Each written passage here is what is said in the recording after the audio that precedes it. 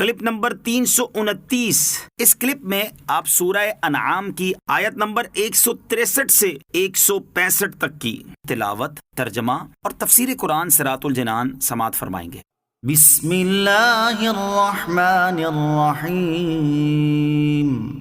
ترجمہ، اللہ کے نام سے شروع جو نہایت مہربان رحمت والا ہے۔ لا شریک لہ وبذالک امرت وانا اول المسلمین۔ ترجمہ، اس کا کوئی شریک نہیں، اسی کا مجھے حکم دیا گیا ہے اور میں سب سے پہلا مسلمان ہوں۔ وَأَنَا أَوَّلُ الْمُسْلِمِينَ، اور میں سب سے پہلا مسلمان ہوں۔ اولیت یا تو اس اعتبار سے ہے کہ انبیاء علیہ الصلوۃ والسلام کا اسلام ان کی امت پر مقدم ہوتا ہے، یا اس اعتبار سے کہ سید عالم علیہ الصلوۃ والسلام اول مخلوقات ہیں تو ضرور اول المسلمین ہوئے، سب سے پہلے مومن۔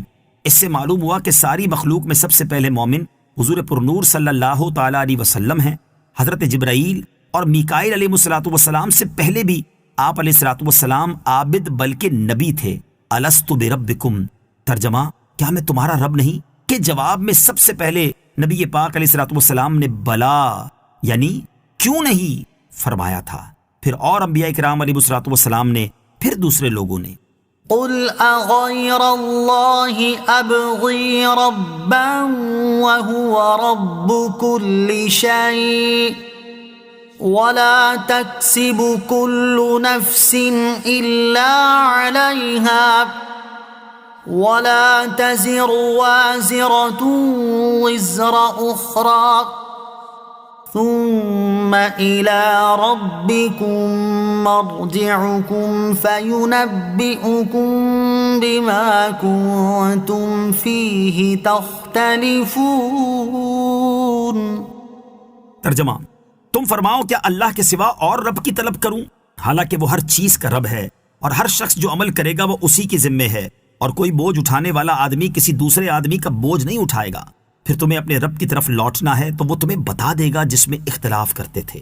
قل اغیر اللہ ابغی ربا، تم فرماؤ کہ اللہ کے سوا اور رب چاہوں۔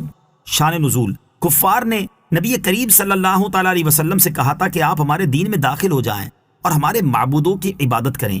حضرت عبداللہ بن عباس رضی اللہ تعالیٰ عنہما نے فرمایا کہ ولید بن مغیرہ کہتا تھا کہ میرا راستہ اختیار کرو، اس میں اگر کچھ گناہ ہے تو میری گردن پر۔ اس پر یہ آیت کریمہ نازل ہوئی اور بتایا گیا کہ وہ راستہ باطل ہے۔ خدا شناس کس طرح گوارا کر سکتا ہے کہ اللہ عز و جل کے سوا کسی اور کو خدا مانے؟ نیز یہ بات بھی باطل ہے کہ کسی کا گناہ دوسرا اٹھا سکے، بلکہ ہر شخص جو عمل کرے گا وہ اسی پر ہے۔ وَلَا تَزِرُ وَازِرَةٌ وِزْرَ أُخْرَى، اور کوئی بوجھ اٹھانے والی جان دوسرے کا بوجھ نہ اٹھائے گی، یعنی مجرم گناہ سے بالکل بری ہو جائے اور کسی دوسرے پر اس کے گناہ ڈال دیے جائیں، یہ نہیں ہو سکتا۔ اور یوں ہی ایک آدمی کے گناہ دوسرے پر بغیر کسی سبب کے ڈال دیے جائیں، یہ بھی نہیں ہو سکتا۔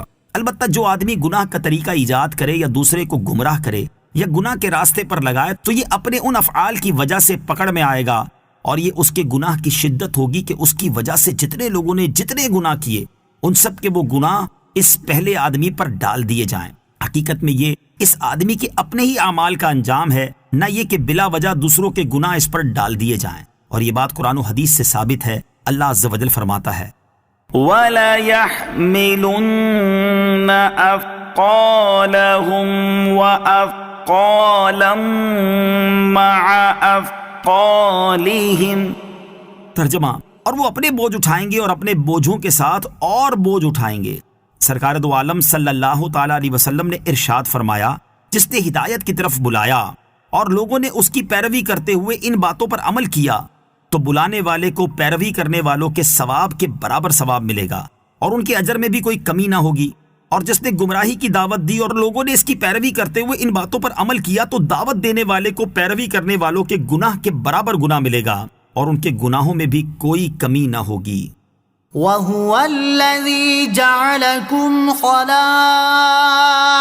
الْأَرْضِ وَرَفَعَ بَعْضَكُمْ فَوْقَ بَعْضٍ دَرَجَاتٍ لِيَبْلُوَكُمْ فِي مَا آتَاكُمْ إِنَّ رَبَّكَ سَرِيعُ الْعِقَابِ۔ وَإِنَّهُ لَغَفُورٌ رَّحِيمٌ۔ ترجمہ، اور وہی ہے جس نے زمین میں تمہیں نائب بنایا اور تم میں ایک کو دوسرے پر کئی درجے بلندی عطا فرمائی تاکہ وہ تمہیں اس چیز میں آزمائے جو اس نے تمہیں عطا فرمائی ہے۔ بے شک تمہارا رب بہت جلد عذاب دینے والا ہے اور بے شک وہ ضرور بخشنے والا مہربان ہے۔